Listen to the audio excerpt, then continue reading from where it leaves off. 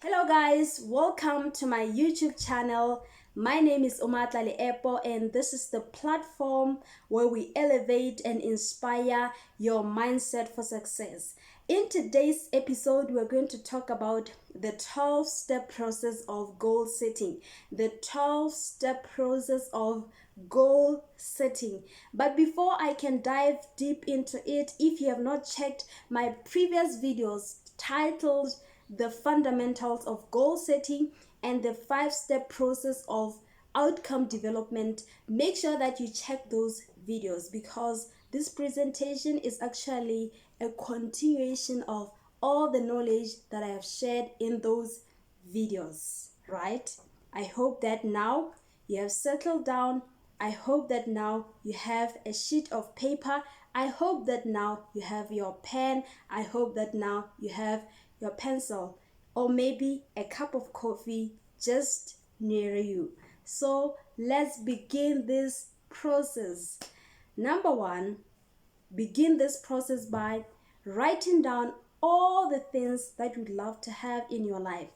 Write down a giant list of all the things that you'd like to achieve in your life. Where would you like to go? The people you would like to meet, the places that you like to experience or visit, the kind of things or the kind of lifestyle you'd love to have. It's important that you make all this list non-stop. Make sure that you engage in this process, because if you're not going to engage and maybe think that whatever that I'm sharing here, you'll just get it, you're not going to get it. There is power in writing. There's power in writing. So every time when you are hearing something that is very, very important, always learn to take notes. Always learn to take notes. So to make this process to be more interesting, you can take different sheets of papers and then label them: spiritual goals, social goals, financial goals, mental goals, career goals.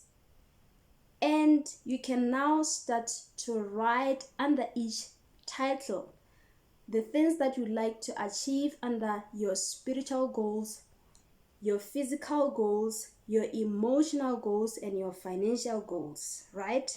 I hope that it is quite clear and understandable.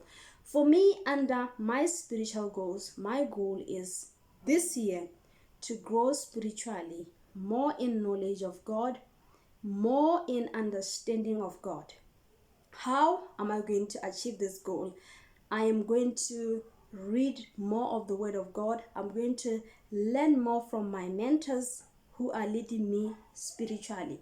So you can just play around with it. You can look at the things that you truly desire under each subtitle, right?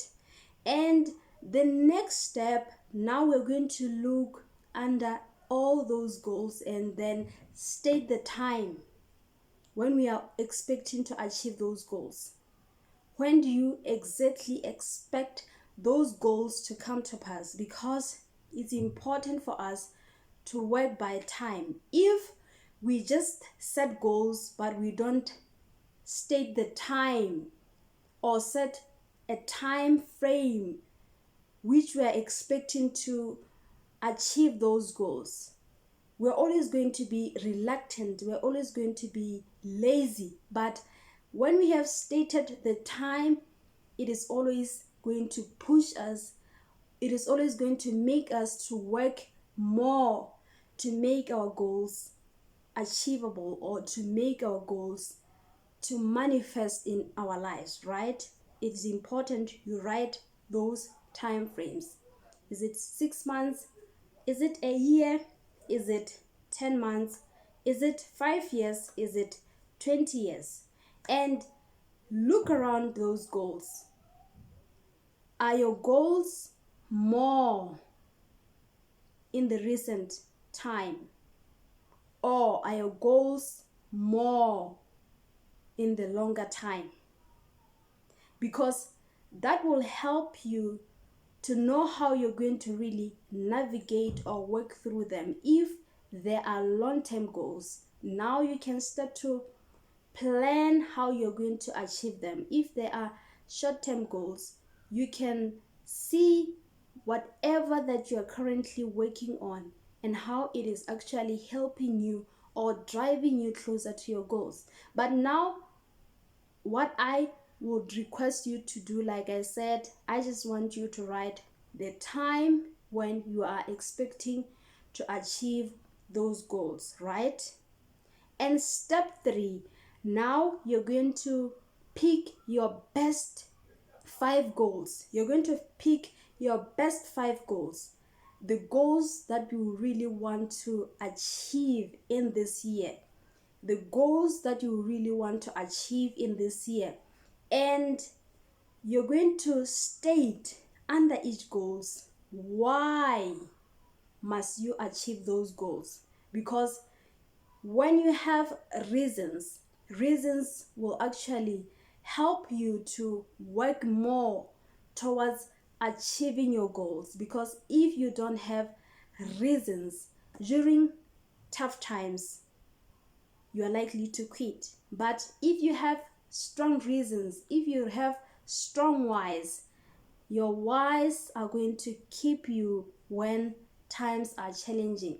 Your whys are going to encourage you to keep on going and moving towards your goals.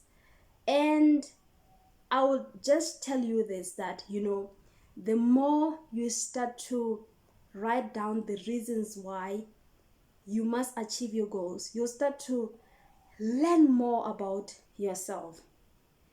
It will really take you deeper into the things that you never even thought about.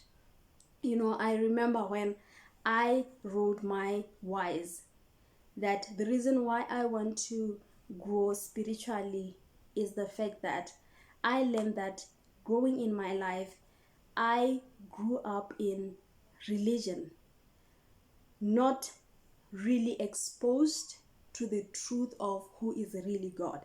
So the more you really get into the reasons why you are learning, they will really help you to learn more and to open yourselves up to learn, right?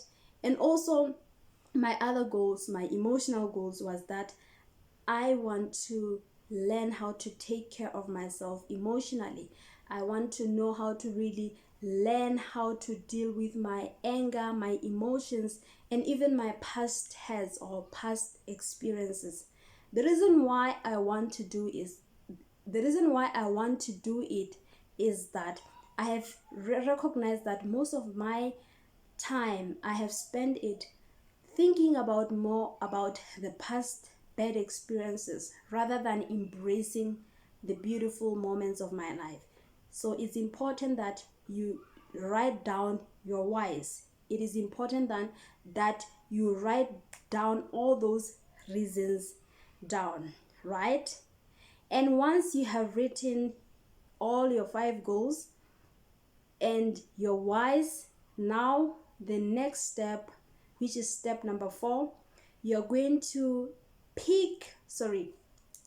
review your goals against the 5-step process of goal setting.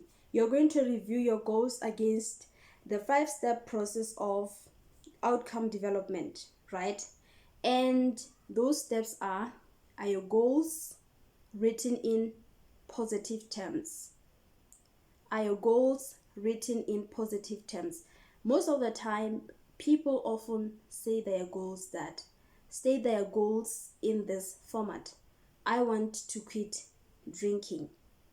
And stating your goals in that way, it is not really going to drive you closer to your goals. Rather, it is going to point more of your weaknesses, and at the end of the day, you will often feel like you're not achieving your goals.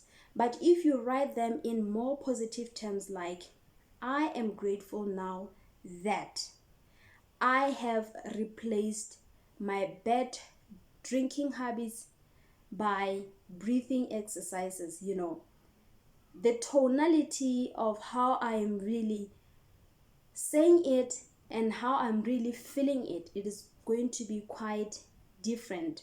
So you can just see how you can really play it around so that your goals are stated in more positive terms. Secondly, your goals must be specific: how, when, what, where, and make sure that they are more defined in sensory terms or sensory definitions. They more incorporates of your five senses. Every time when you think about them, it is important for you to be able to picture them, to be able to hear the words that will be said to you when you have achieved your goals. What you would say, how you would say it, your actions, how would you look, which is now taking me to another important point that you should also take into consideration, which is make sure that your goals are stated in a way in which they have a clear evidence procedure. What do I mean by a clear evidence procedure? It is important for you to be able to know when and how you will know when you have achieved your goals. How would you know you have achieved your goals? That is how it will really help you. How you would know when you have achieved your goals. Because if you don't know how then are you going to know when you have achieved your goals? Because most of the time, people are always achieving their goals, but because they don't have a clear evidence procedure of how they would know when they have achieved their goals, they often feel like their goals are not happening or their goals are not being achieved. And that's why it is important that when you think about your goals, think about how the world or the people around you will feel, what they would say to you when you have achieved your goals. How would you look, the places that you would visit, the people that you would meet, the drinks that you would drink. The more you paint a picture of your goals, the more they are likely to come into existence, the more they are likely to manifest, the more you draw yourself closer to them, the more you associate more with them, they're likely to happen. And the fourth step is that you must make sure that you are in control of those goals. So I'm just repeating those things, but I have shared them in the 5-step process of outcome development, just to remind you that make sure that the goals that you have written down, you are in control of them. You can change anything.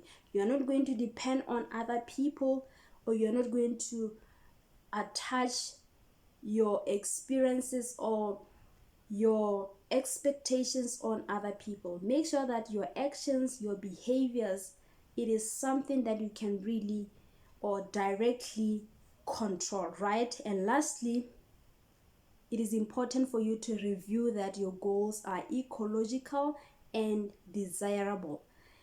When you look at your goals in the longer term, how are they going to impact your life? How are they going to impact those around you? How are they going to impact the world? Most of the time when we write goals, we often think of them as just something that it is for ourselves. But it is important for you to know that goals, it is something that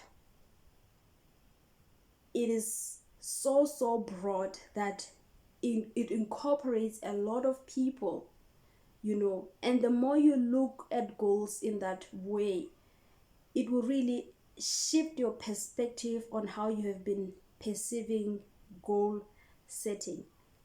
The long-term impact of how your goals are going to impact the people and your life.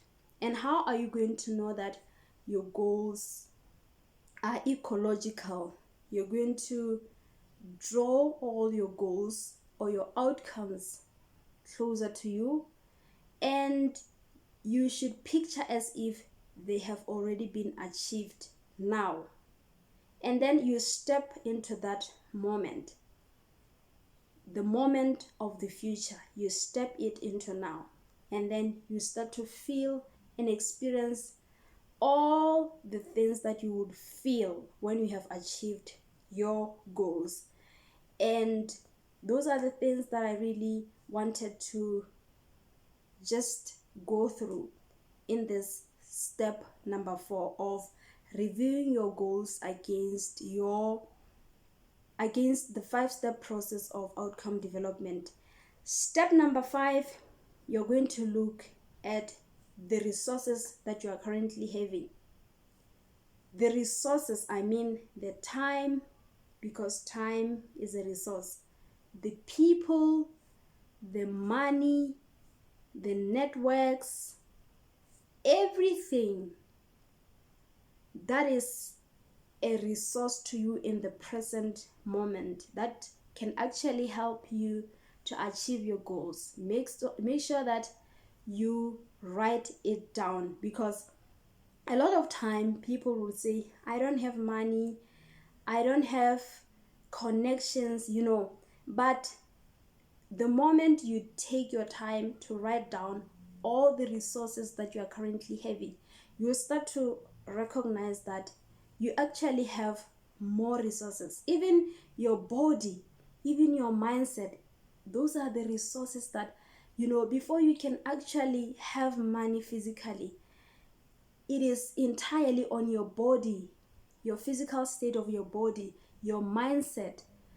Those are the things that can actually help you to attract money into your life. Because if you're not using your body or moving it in a way that is empowering you, you're going to feel demotivated and you're not going to push yourself towards achieving your goals. So it's important that you take note of every single thing that can actually help you to achieve your goals. Your mind, your body, money, people, resources.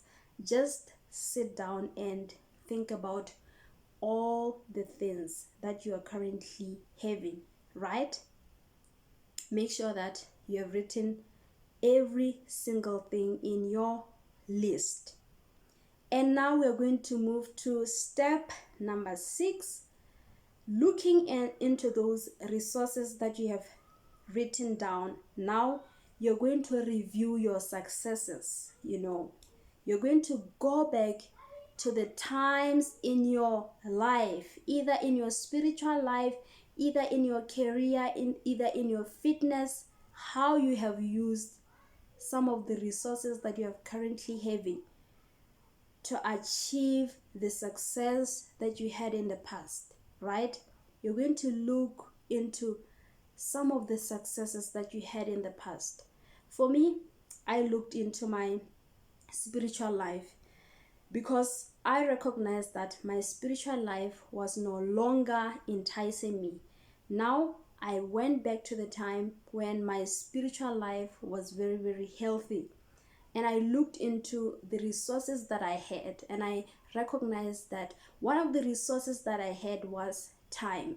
And how I used that time is that I was always focused in God, and I was also consistent. I was a praise and worshiper. So every single weekend, I was always committed to go to church, to practice, and also I was committed in prayer, right? And I also assessed into my career, especially my career in my studies, how I have succeeded and the resources that made me to be successful by then. I also realized that, or considered the fact that the resources that made me to succeed in my studies was that time. I was focused. I was having a circle of people who were very committed. I was having an excelling spirit, and I was also very active, like physically and mentally, because my spiritual life, it was very, very intact. I was very, very committed in God. The more you review your successes, you'll start to recognize that, you know what, every single area for my life now, which I have not been consistent, when you tap into your successes, you can actually tap back into the resources that made you successful by then, and then use them in the present moment so that they can help you to draw you closer to your goals, or so that they can assist you or bring back that spark that you used to have in one particular area of your life. And do it in all those goals that you have written that you would like to achieve in this year. And once you have written those goals, now we're going to move to step number 7. You're going to look at the person you are now. You're going to review yourself. What kind of person must I become in order to achieve the success that I want to achieve? What kind of person do I have to become in order to become the most influential, motivational speaker in this world? Would it take discipline? Would it take time for me to isolate myself, to learn? Would it take myself to associate myself with the right kind of company or people? Would it take myself to be mentally fit and physically fit? So you have to analyze yourself. What must I do that can actually contribute to my goals, that can actually make my goals a success? What kind of person must I become? And write down all those qualities. Discipline in time.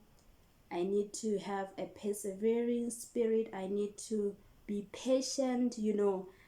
Just analyze yourself. And the more you analyze yourself, you'll get to know yourself better. And I believe that even knowing yourself better is a resource that you can use to actually achieve your goals, right? And then step number 8, now you're going to look at your limitations. What is it that has prevented you to achieve your goals? When you look where you are right now, what is it that has prevented you to achieve your goals? I believe that the moment you wrote your successes, it automatically triggered some of your weaknesses. It automatically highlighted to you some of the weaknesses that you are currently having. For example, for me, when I wrote my career goals, I realized that I used to have an excellent spirit, but later, as I was growing on in my life, I lacked an ability to manage, whatever that I have learned, how to really manage it by learning and expanding more on it. I didn't do it. I didn't really learn much, which is often called as continuous professional development. I didn't expand more on that. And how it does, or what it did to my life, is that it actually affected my career. My performance was affected. So you can just look at how the limitations that you are currently experiencing are affecting your life. Lack of continuous professional development affected my life in a way in which I was very, very not so competent in my work, in my relationships. because of lack of maintaining my relationship with God, being consistent in prayer. Some things you'd never recognize that they are keeping you. You never recognize their importance in your life. But once you have stopped them, you will start now to feel the impact of not doing them.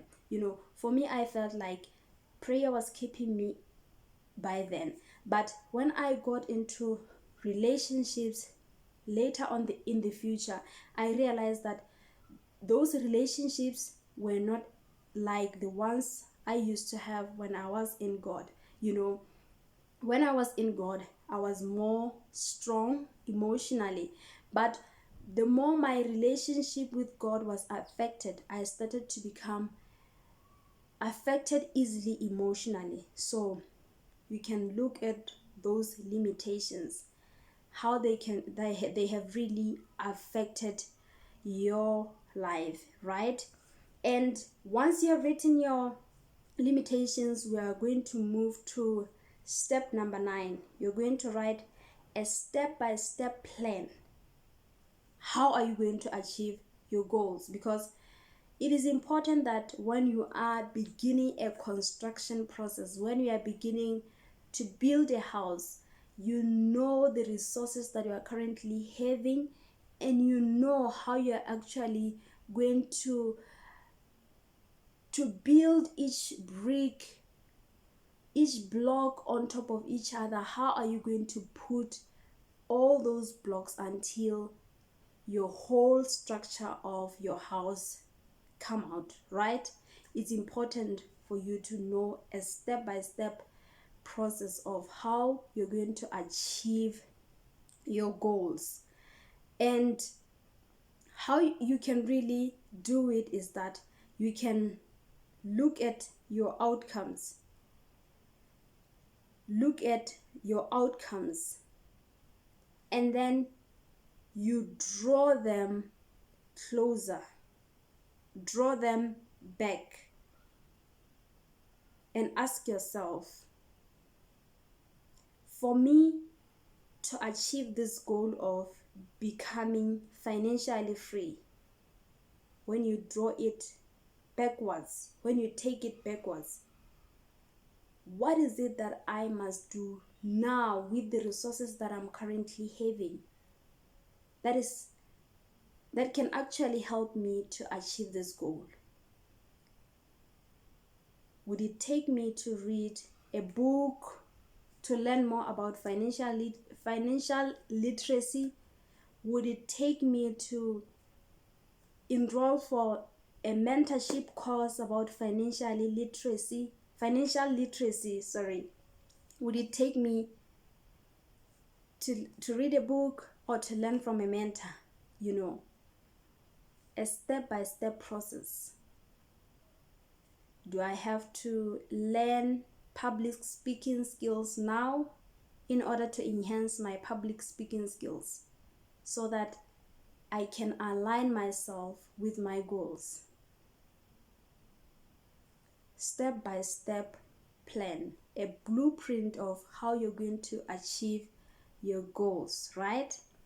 And once you have written that step-by-step plan, remember, you are working on your 5 best goals that you'd love to achieve in this year. You are working on the 5 goals that I have initially asked you to write down, to pick from your list of your goals, right? And now we're going to move to step number 10. Step number 10, you're going to write down a list of 3 to 5 people that you'd like to learn from, the people that you'd like to model, the people who have already attained the success that you'd like to achieve, and analyze them, their characters, the qualities that are making them successful, or the qualities that have made them successful in their field. For example, I looked into my mentor spiritually, Pastor Chris. and I looked into my mentor, Wesley Virgin. So those are the models that I am looking up to. I look into Les Brown, and I'll just share some of the common things that I recognized about them. Is that one quality that makes them is that they are always learning, continuous learning. The second thing is that they have faith, they have trust in themselves. Whatever that they are doing it with their all. And another thing that I learned is that these people, they are givers, they are givers, that they have given their lives to serve humanity. Look at each person that you are looking up to and write down all the qualities that they are having. Because when you are modeling someone, some of their qualities, it's also important to model them, right? Of course, some of their characters, it is not something that you like. So, but it's important that you model the qualities that you are liking about them. And under each model or the person that you are looking up to, make sure that you write one advice that you believe that, or you picture as if these people are giving you. For example, Pastor Chris. One thing that I can imagine him sharing with me, or the kind of advice that I can imagine him sharing with me is, Omatla, in this journey of learning more about God, make sure that you seek knowledge. And this knowledge, make sure that you understand it. Whatever knowledge that you acquire it with understanding. Moving to Wesley Virgin, I can imagine him saying this to me. You fail, or you have failed because you did not know your intentions. Les Brown, your voice is your power. Unleash the power of your voice. You can just play it and see how it can come about. And I hope that now you are really exhausted and you feel like there's just so much to absorb here. This is something that I felt when I went through this process. It made me to really recognize that, success don't just come by luck. Success don't just come, but it involves a lot of working. So you need to work. Now we're going to move to step number 11. Step number 11, you're going to create your perfect day. Now that you have stated your goals, the time which you are expecting to achieve your goals, you have picked the 5 most important goals that you'd love to achieve this year, and you have stated the reasons why you'd love to achieve them, and then you have reviewed your goals against the 5-step process of outcome development. You have looked into the resources that you are currently having, and you have also analyzed your successes. You have also looked into your life and analyzed yourself, the kind of person you must become. Would it take discipline? What exactly would it take for you to become the person you would want to become, right? You have looked into your limitations. You have looked into your blueprint, step-by-step process on how you're going to achieve your goals, right? Now you're going to look at your perfect day. You're going to create your perfect day. You're going to incorporate all those elements, Now, how you're going to create your perfect day, you're going to do it in this way. You're going to picture or imagine yourself in the future whereby you have already achieved all the things that you desire to have now. And then you're going to create your perfect day from the morning until the time you go to bed. The first thing when you wake up in the morning, in the future, how the experiences that you would have when you wake up in the morning. For me, in the future, when I wake up in the morning, now I see myself waking up in the morning and saying a gratitude prayer to God, being thankful for the things that He has provided for me, for an amazing husband, for an amazing family of 2 kids. I can see myself waking up, going to the kitchen and grabbing a juice, drinking it. I haven't even washed my teeth, but I can see myself grabbing a juice, drinking it, and inside my heart feeling like, this is the life that I have long desired to live. It feels so wonderful. It feels so amazing to actually have everything now, like I have it now.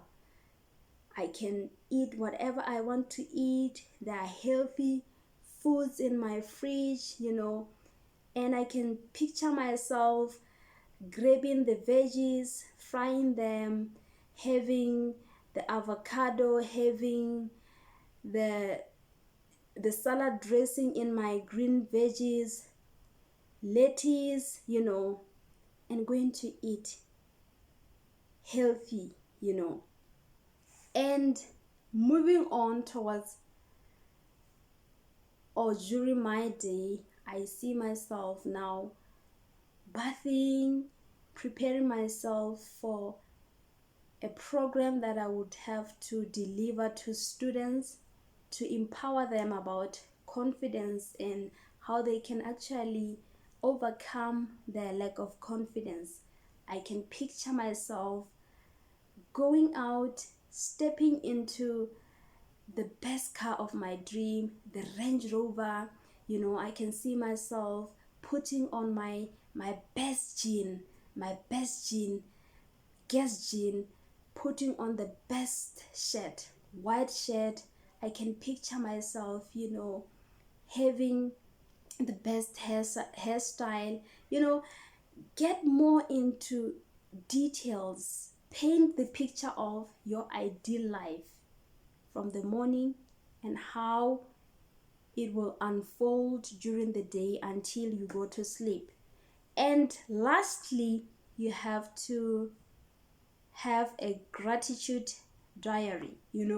Most of the time we can be just caught up in the things that we would like to have and achieve and forget to be grateful for all that God has given to us. So now you have to make sure that you write down a list of all the people that you are grateful for, everything, the resources that you are currently having that makes you, or that is currently drawing you closer to your goals, right?